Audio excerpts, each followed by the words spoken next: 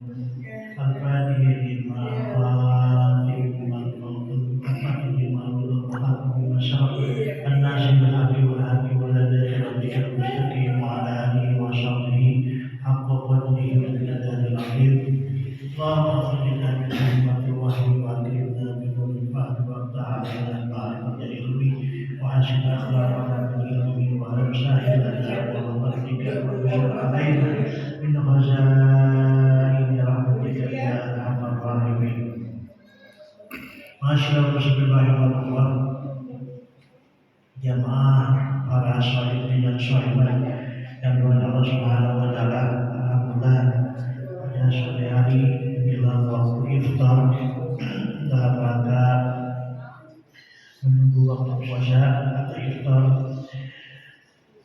sampai kita pada hari yang kedua di bulan Ramadan. Mudah-mudahan puasa kita, amal-amal ibadah kita baik yang sunnah maupun yang wajib diterima oleh Allah Subhanahu wa taala dan diberikan daripada pahala-pahala. Dan juga yang telah kita bacakan tadi suratul Fatihah, salah dan yang lain-lainnya, berikut doa wafat yang mudah-mudahan orang tua kita, saudara kita semuanya yang sedang meninggal dunia, guru kita juga termasuk. Mudah-mudahan Allah ampuni segala dosa kita di dunia Allah kemudian di jannah. Hadirin sekalian, mengambil taklir kitab Mukhtar Ahadits Nabawiyah. Sengaja saya baca ini tujuannya biar ada lanjutan nanti berikutnya sampai pada hadis yang berikutnya.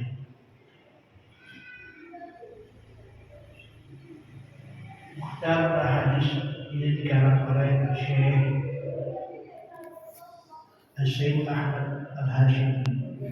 Ini ada syarahnya, namanya Nurul Yakin atau Syuruhul Yakin. Alhamdulillah saya punya. Sekarang kita baca dari huruf Hamzah. Nabi Sallallahu Alaihi Wasallam bersabda, Ati atau Ati babal jannah, Ati babal jannati yaumal qiyamati, Fastaftihu fayaqulu al-khazin man anta fa'qulu Muhammad fayaqulu bika umirtu Allah abtadiha di ahadin qablaka.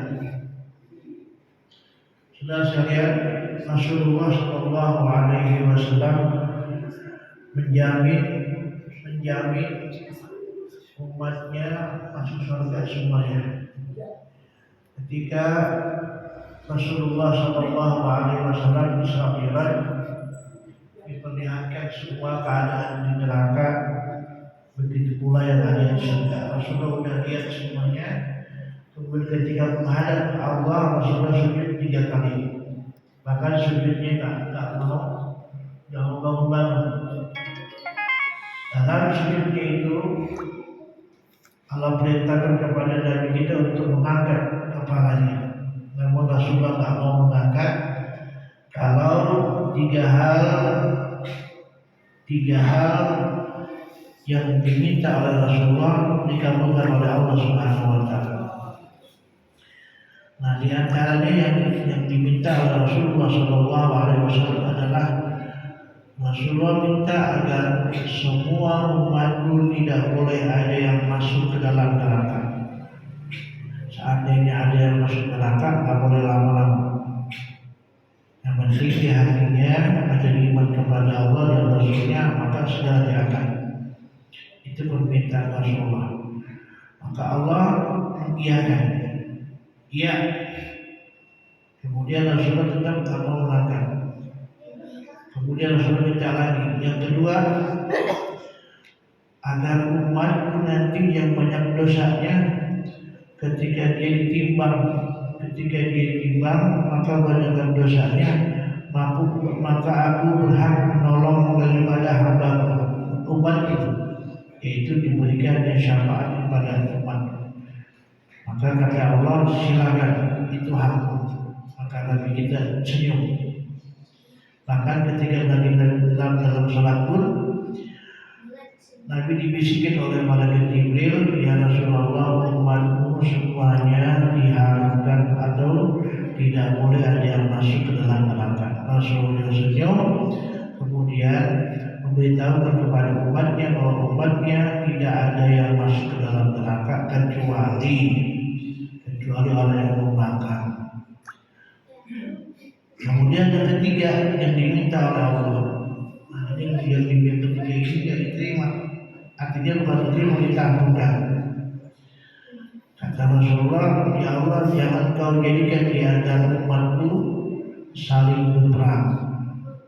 Di sini Allah bukan ditolak, tapi menangguhkan. Mengapa demikian? Karena dalam peperangan itu banyak sekali manfaat-manfaatnya. Di antaranya, kalau nggak ada peperangan, Islam nggak nyampe ke Indonesia. Kalau nggak ada perang, nggak nyampe ke Amerika. Kalau nggak ada perang, nggak nyampe ke seluruh Eropa dan sebagainya. Jadi ini dilakukan oleh Allah. Kemudian dalam hadis ini dikatakan, ati babal jannah. Maka datanglah ati, aku datang, kata Nabi, ati babal jannah, aku datang ke pintu surga. Yaumul qiyamah nanti. Fa'astaftihu, maka aku minta dibukakan pintu surga ini. Fayaqulul khazin, maka berkatalah si penjaga surga, man anta, siapa kamu? Fa'aqulu, maka aku berkata kepada Nabi kita Muhammad SAW, fa'aqulu Muhammad, aku Muhammad. Fayaqulu, maka si penjaga surga berkata, bika umirtu Allah aftatiha di ahadin qablaka. Bika umirtu, kalau bukan karena perintahmu, aku tidak akan membuka ini pintu surga ini di ahadin qablaka, sebelum kau yang membukanya. Berarti Rasulullah SAW lebih mendahulukan umatnya daripada umat-umat yang lain. Ini pertanda bahwasanya Rasulullah SAW sayang sama umatnya dari zaman dia diangkat jadi Rasul sampai nanti hari kiamat tetap sayang. Inilah bukti seorang pemimpin, seorang daripada yang kita idolakan, bukan rasa sayangnya sebentar, bukan rasa sayangnya, bukan perhatiannya cuma 5 periode, tetapi ini sampai hari kiamat. Ini menunjukkan bahwasanya Rasulullah SAW sayang sama kita. Bahkan ketika Rasulullah SAW dalam kuburnya pun masih memperhatikan kita semua. Kalau seandainya kita bersolawat kepada Nabi, jalanin semua perintah-perintah Allah yang dibawaku, maka Rasulullah bilang senang, dia bangga dengan umatnya. Tapi satu sisi, ketika ada umatnya berbuat dosa, maka dia akan merasa malu. Padahal Nabi kita Muhammad SAW sudah menjamin umatnya bakal masuk surga. Namun kita sendiri yang dijebak, kita sendiri yang kepengen masuk neraka. Padahal Rasulullah larang. Ini pertanda bukan Rasulullah tak sayang, tapi kita yang tak sayang kepada Rasulullah. Maka dari itu di antara kita, jika memang ada yang belum sholat, belum mau puasa, berarti dia tak sayang kepada dirinya. Padahal Rasulullah SAW sudah membukakan pintu surga buat umatnya, bukan buat yang lain. Kalau kita mengaku umat Nabi kita Muhammad SAW, maka jalankan perintah-perintahnya, di antaranya adalah perintah puasa di bulan Ramadan. Nah, mudah-mudahan di bulan Ramadan ini yang tadinya nggak suka sholat, mudah-mudahan kita doakan kita suka sholat. Yang tak bisa ngaji, kita mudah-mudahan menjadi orang yang pintar mengaji. Begitu pula dengan perbuatan-perbuatan lainnya. Minimal kita kurangi perbuatan maksiat, biar kita nanti berhadapan dengan Rasulullah, kita tidak malu berhadapan dengan beliau. Sehingga ini saja yang dapat saya sampaikan satu hadis daripada kitab Mukhtarah Hadis Nabawiyah, mudah-mudahan menambah kekuatan kita untuk kita beribadah kepada Allah. Kalau kita mau ibadah kepada Allah, jangan berpikir lelahnya. Kalau kita pengen mau puasa, jangan berpikir laparnya, tapi berpikirlah balasan yang kita terima nanti setelah kita sholat, setelah kita puasa. Janganlah kita berpikir kita berbuat maksiat karena kita memandang nikmatnya.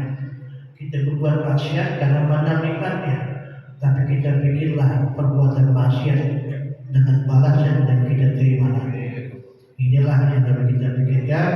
Mudah-mudahan menjadi manfaat bagi kita semua. Wassalamualaikum warahmatullahi wabarakatuh.